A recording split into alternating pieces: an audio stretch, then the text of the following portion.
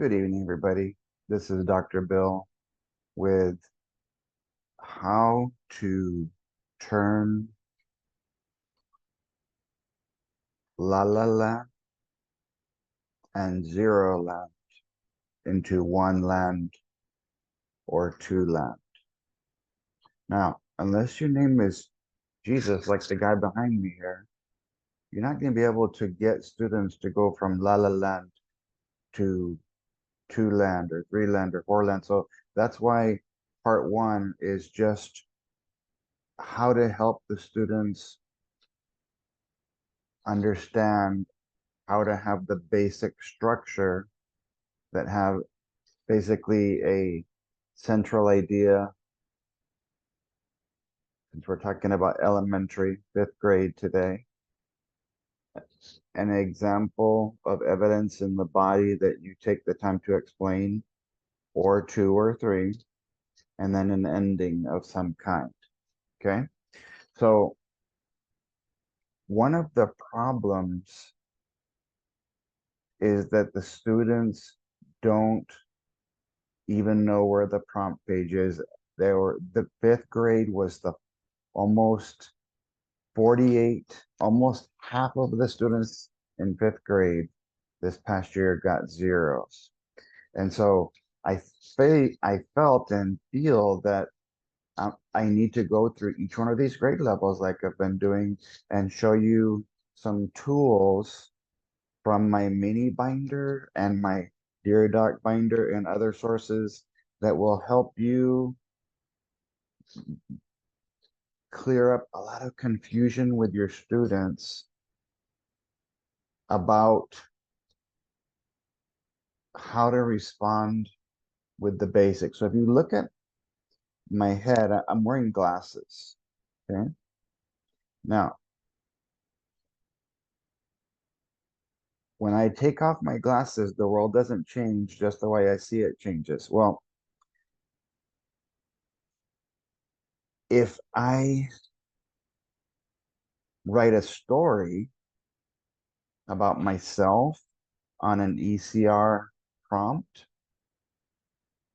I'm going to get a zero because none of us are inside those selections, whether they're a poem that's in the form of a story or a play that has a beginning, middle, and end, or a fictional story. This is a story in fifth grade. It was a genre of fiction using animal fantasy to talk about a character trait called kindness. The root word of kindness is kind. And so that's a positive trait. As your students, because students learn how to read before they learn how to write, and they learn how to talk before they learn how to read, you're going to have to, throughout the entire year, through your reading time, build a foundation verbally, visually, auditorily, and kinesthetically so that your students can have a better chance for success. So once we look at the prompt and help your students understand where it is on the page, what it looks like, I'm going to tell you a couple of ideas that are in the mini binder that I just sent all of you who signed up for part one and or part two of the extended constructed response online recorded trainings. So let's go ahead and take a look at this very difficult fifth grade prompt. Okay. The first thing your kids have to remember is once I see 9 bullets, the 5 steps on how to get a 5, and the 4 things that I should probably do before I turn my paper in, I'm going to make a 10th bullet where the word explain is. And I'm going to read it. very carefully and break it down so that I understand exactly what's being asked. So it says, 10th bullet, your students can just highlight there off to the side, or they can highlight the word explain. How, because remember I told you in several other videos that every prompt talks about who, what, when, where, why, which, or how. This one is a how. So the idea will have to come from your student's mind based on evidence. So I want to be showing you once we get to how do we at least make sure that we're on topic, coming up with an idea that somewhat resembles a thought that responds to the prompt. Explain how El-ahrairah's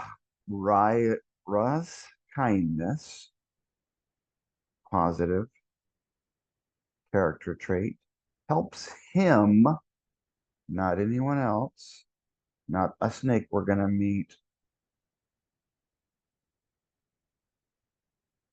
because the kindness was to the snake.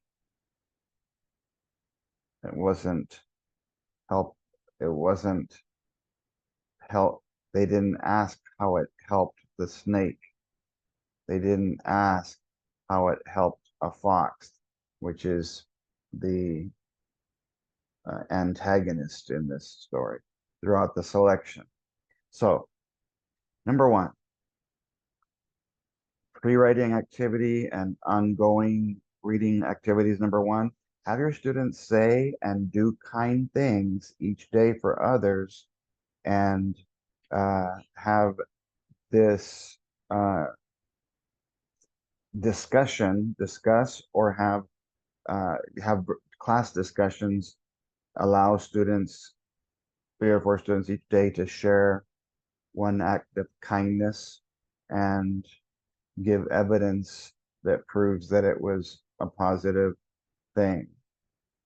So kindness is something that you say or do for typically other people, in this case of this story, other animals. Okay.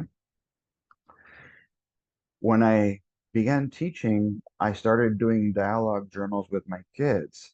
So if the kids don't feel comfortable sharing their kind acts, because they say in the Bible, don't let your left hand know what your right hand is doing, then a lot of kids are either going to be too shy to share, or they don't want to be robbed of a blessing from God, or they have this peer pressure to be mean, and so perhaps they're not going to want to share with the class. So allow them to write to you about whatever you're discussing in a reading passage that week.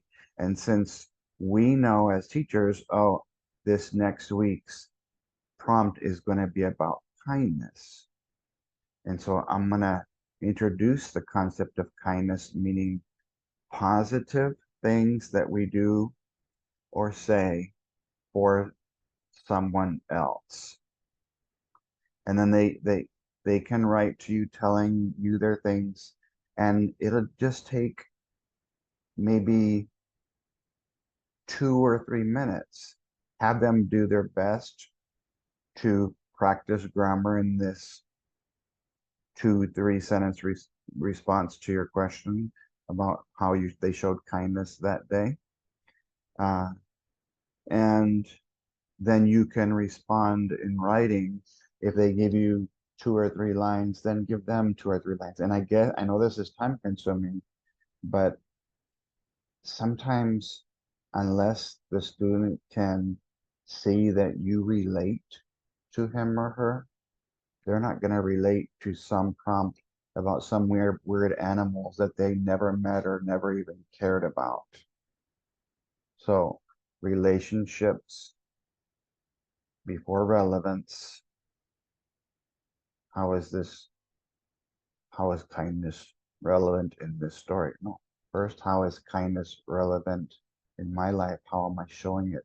How am I showing the students kindness? You can ask them, what ways have I modeled for you how I'm kind? And this could be just a one-time thing. Tell them you guys have all week to do a kind act or to say something kind.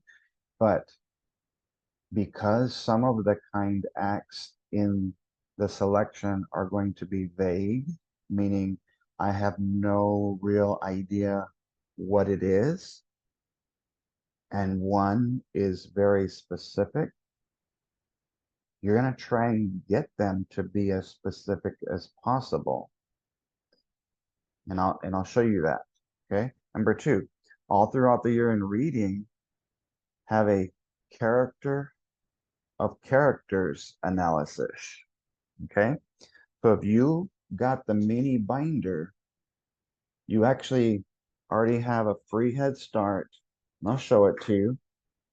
Set this aside for a moment. On page 28 and 29, it talks about character-based theme words. So if you remember,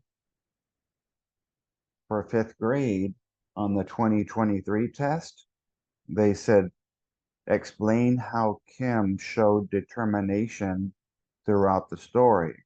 So all I need to do is have a beginning, middle, and end, or beginning, middle, end, example of evidence, and explain how that is determination uh, according to things that she's doing or she's saying, and sometimes even things that because she was doing a lot of thinking in that story. And I have all of these in alphabetical order.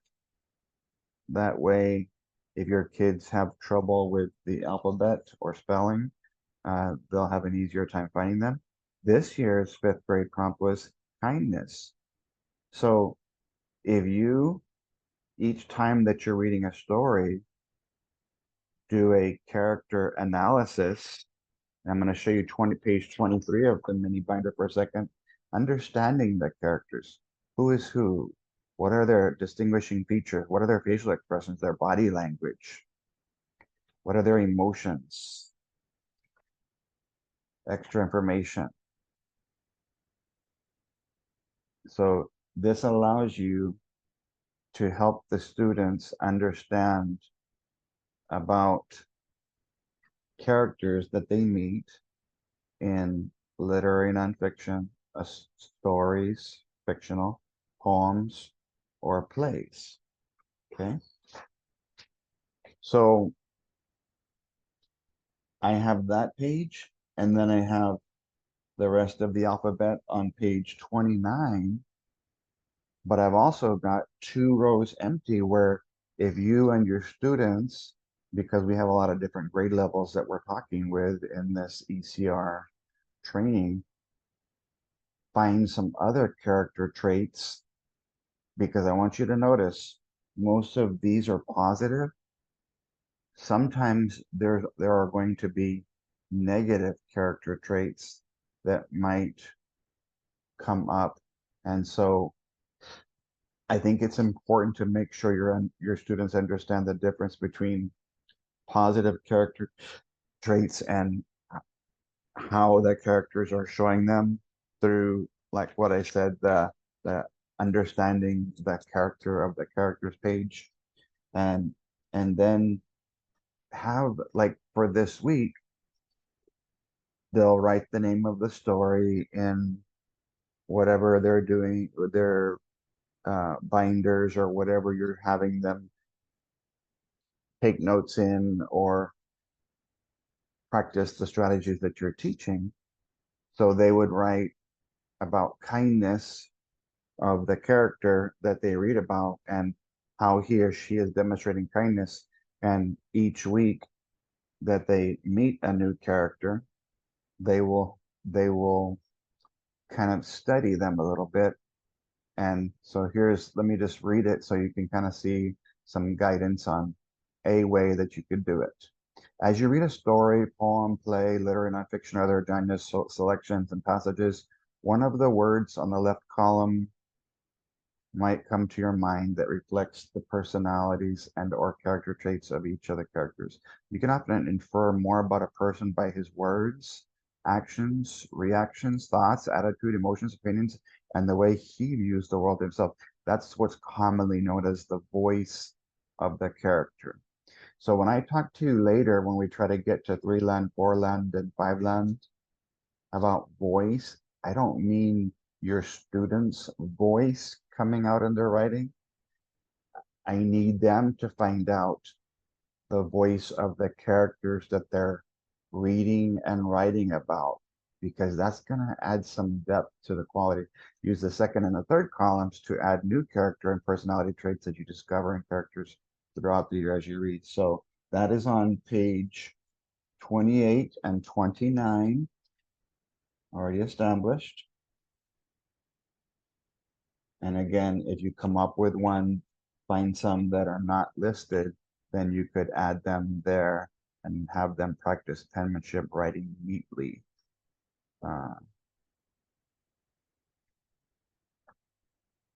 So let me show you for tonight's first video for 5th grade. I'm going to show you the main reason that the 48, well, I'm going to do that one next time. I'm going to talk about off-topic ones today. The main reason that the 48% of the students got zeros is that was a very difficult topic, and I did a lengthy explanation of why so many got the zeros by breaking down the prompt for you guys. So here when you look in the constructed response scoring guides for 5th grade, you can see that one of the main ones is going to be off topic. Now you can see that this student has a lot of problems with conventions, but because they never even mentioned the topic, this student did a how-to of how to work on a question that's asked. And I have no earthly idea where that came from, but instead of responding to the prompt, they might have been looking at some directions that were somewhere in the room or something that their teacher had told them in the past. The second response, like I said, is a story. So we have to remember it when we take off our glasses, this is first person, okay? This is me, okay? When I have to see the world didn't change, but the way I see it changes because I'm going to only be able to see the world from the rabbit's point of view. But this is in third person, basically. They're telling you a story about some characters, uh, some animal characters that are pretty amazing. Well, one of them is, okay? So you can see that here that there's nothing about the topic whatsoever. You don't see anything about the character and his name that's too difficult to pronounce. You don't see anything about his kindness, nothing about how it helped him. So what I suggest that you do is make sure I can find it. There it is. Oh, no. I want you to go to page 21 of the binder and think of reading a poem, a story, literary nonfiction, or a play as using a remote. And so because the prompt said,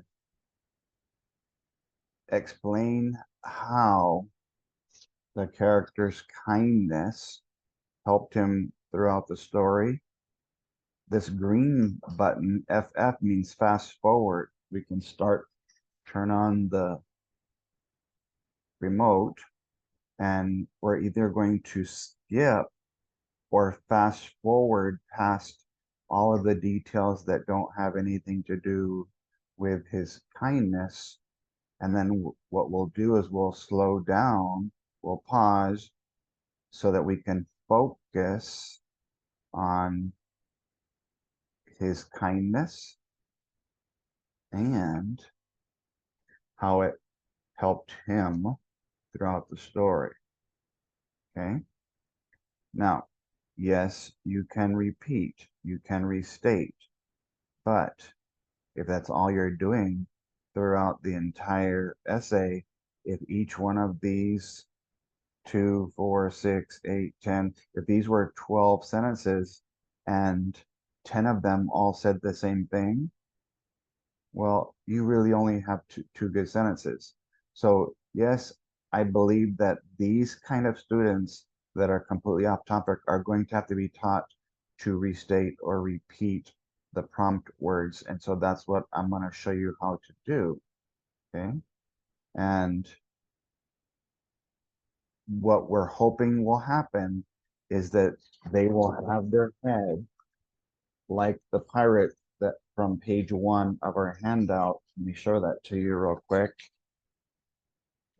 The introduction for these students might be just one sentence that has their clearly stated central idea about the topic, the T. They're always going to ask you who. I don't know if you can see the W above his I, but I had my friend Jacob do that on purpose to remember that the idea has to be a who, what, when, where, how, why, which, or how.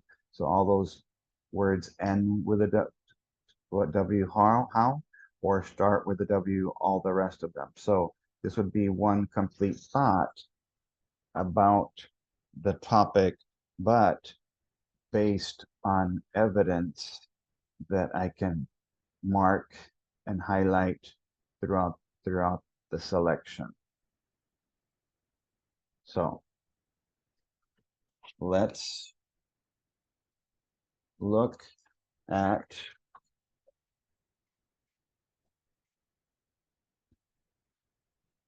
my CARE acronym for ECR.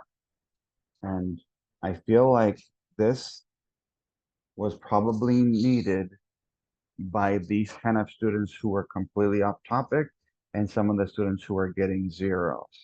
So CARE for ECR, using the prompt page and evidence to create a clear central idea statement for third through fifth, controlling idea statement sixth, seventh, and eighth, thesis statement for high school, or a claim or an opinion by anybody who's asked to do so. Then we'll have red light the topic. That's why the T on the Pirates patch was red. Then we'll go straight to the evidence. And from the evidence, we'll be able to, A and R, we'll be able to answer the question, but our struggling students will restate as part of their response.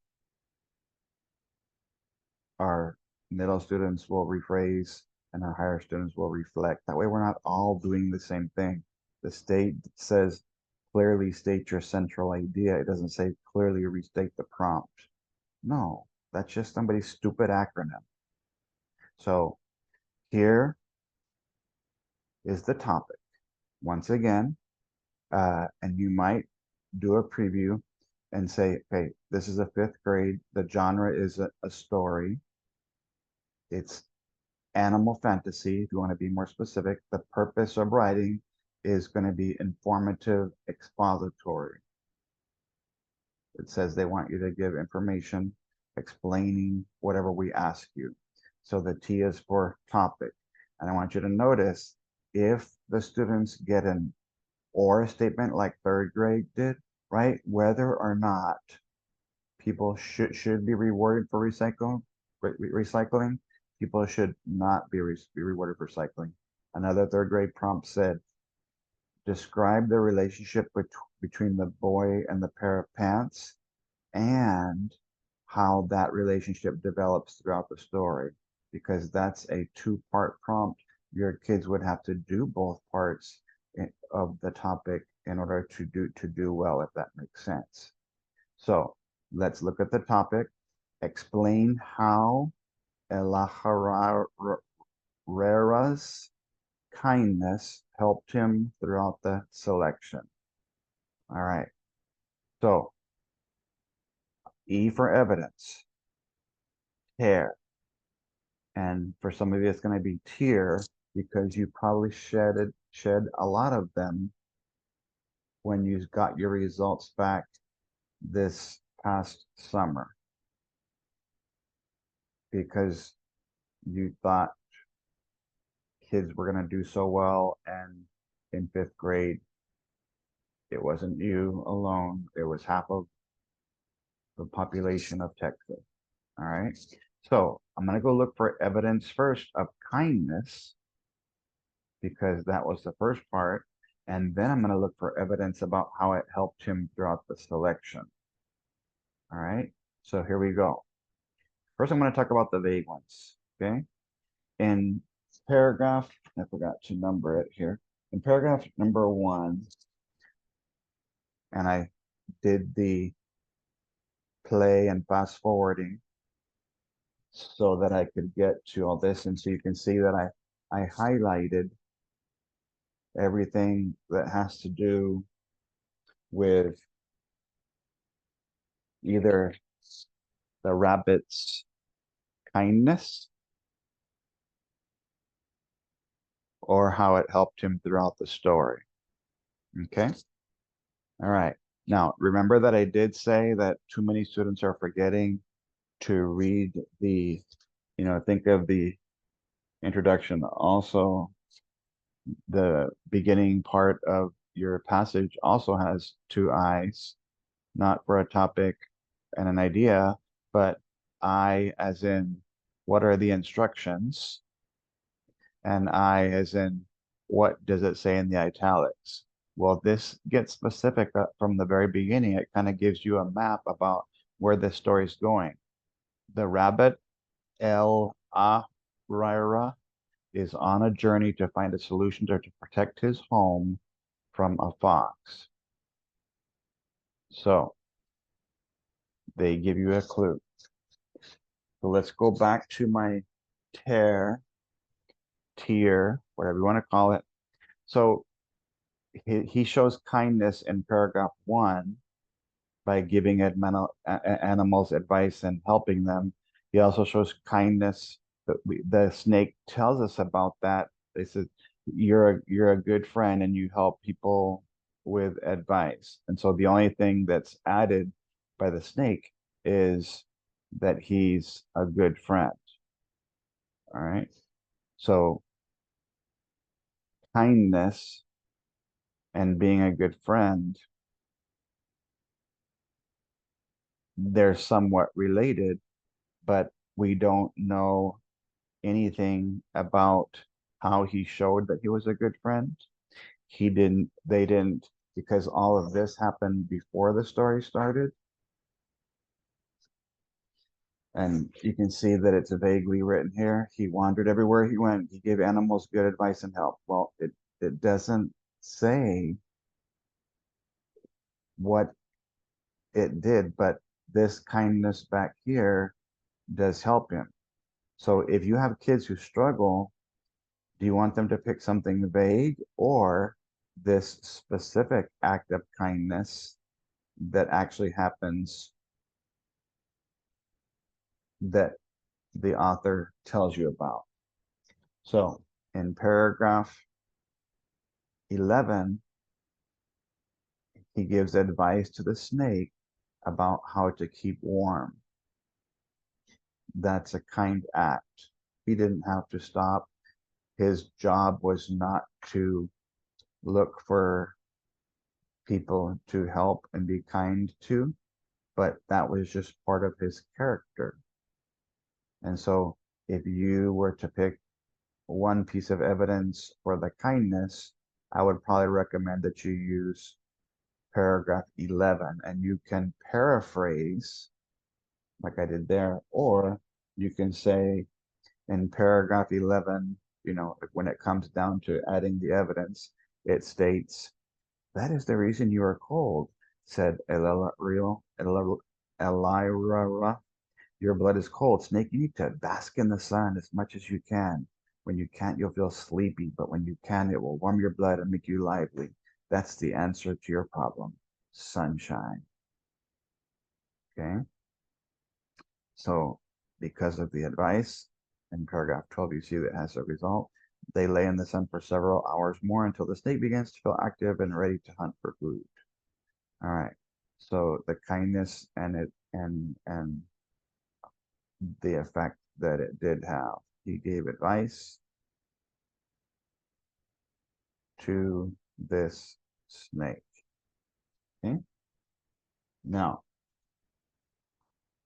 how it helped him through the selection in paragraph 13, the rabbit receives a gift from the snake of hypnotic power. Well, being kind gets you there. Every classroom has rules, rewards, and consequences. So basically, you would tell your students when you do nice things, you're going to get rewards for them. And so his reward was a gift from the snake of hypnotic power that he could use for whatever he wanted for a short time.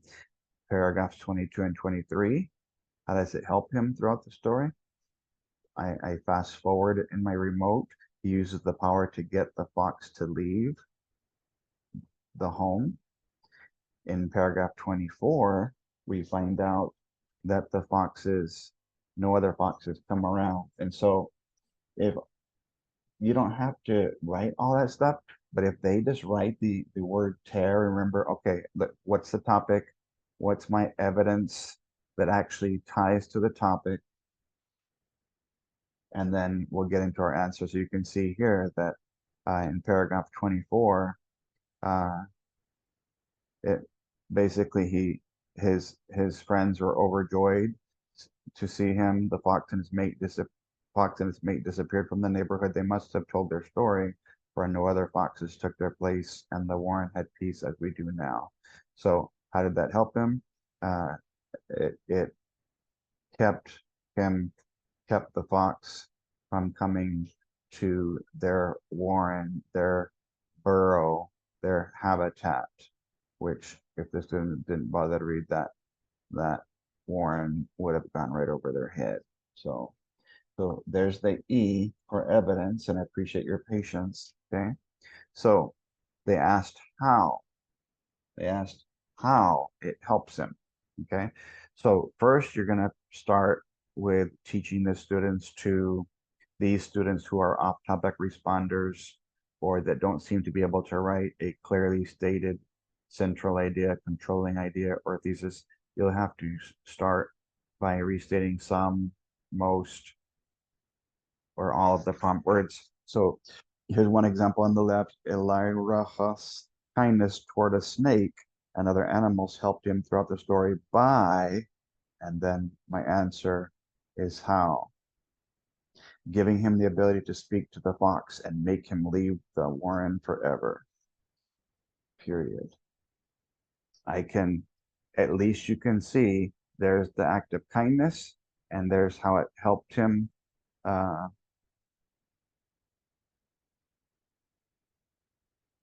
with one big idea. Okay. So it wasn't kindness throughout the story necessarily, because I think for this kind of kid, you might get them to focus on one act of kindness, especially since, like I said, the other ones were too vague. So if you look here, kindness toward a snake and other animals. Okay. Well, I wrote it that way because I wanted to show you it doesn't say what the act of kindness is. And the other animals, it doesn't say what the act of kindness to the other animals are either. Okay. So I would recommend you try to get your students to be as GPS, get pretty specific, get right to the point, get to the point of the story, of the sentence that you're trying to make.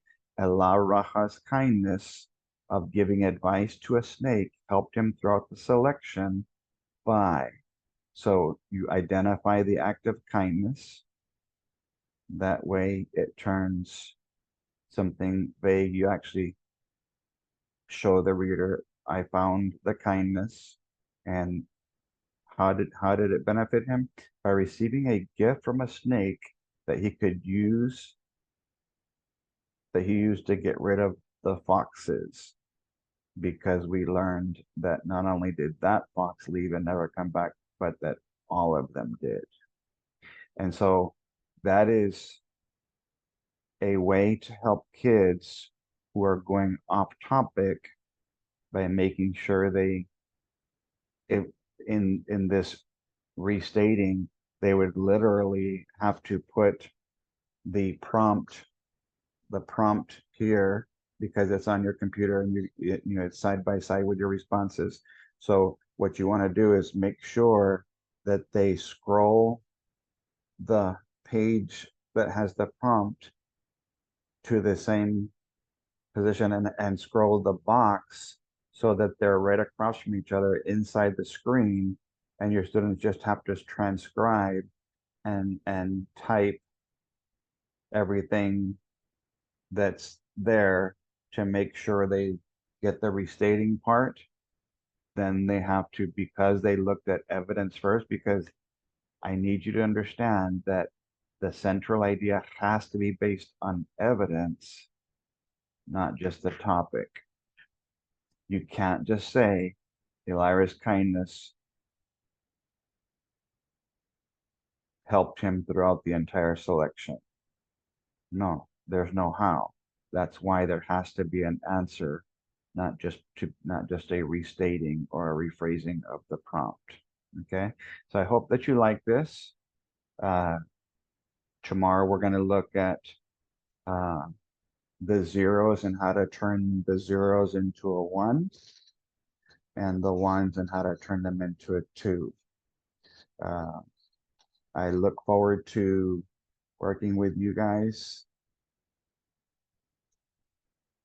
not just from now till the end of October for those of you who signed up just for part one, but I hope that you'll also sign up for part two when we start trying to get more threes, fours, and fives. Uh, and I just feel like I wanted to do this because a 3 or 6 hour training with you guys that you're paying, you know, 25 or $50 each for uh, is not going to do justice to me spending 100 hours with you in part one and over 100 hours with you in part two. By the time we're done, you're going to see a whole bunch of strategies and tips that will be very practical. Students are used to using remotes. They're used to seeing kindness, but they just have to understand uh, what it is and how to speak it out. Because when I can learn how to speak kindness, what somebody says or does to and for someone, as GPS, as specifically as possible, then I'll be able to find kindness when I'm reading, and then hopefully to be able to explain kindness when I'm writing. So If you are in the group, the Part 1 ECR recorded trainings, feel free to message me if you have any questions. That TEAR acronym was specifically written for all the 5th grade, but you can use that with any prompt because of the and the or, and there's no matter what prompt that you give me, I would be able to come up with a central idea statement if you teach elementary, a controlling idea statement if you teach middle school, and a thesis if you teach high school. So thanks for watching. I think I need to mention that in all of these videos, because these Zoom lessons are going to be longer videos, just watch a little bit at a time. Uh, when I write it on Facebook, uh, it will tell you how long the video is. It will mention it to you in your email, and it'll even be mentioned in my YouTube page. That way, whichever way that you're following me, the only thing is only the people who signed up for the trainings get all of these materials that you see that you can use to help your students. God bless you guys.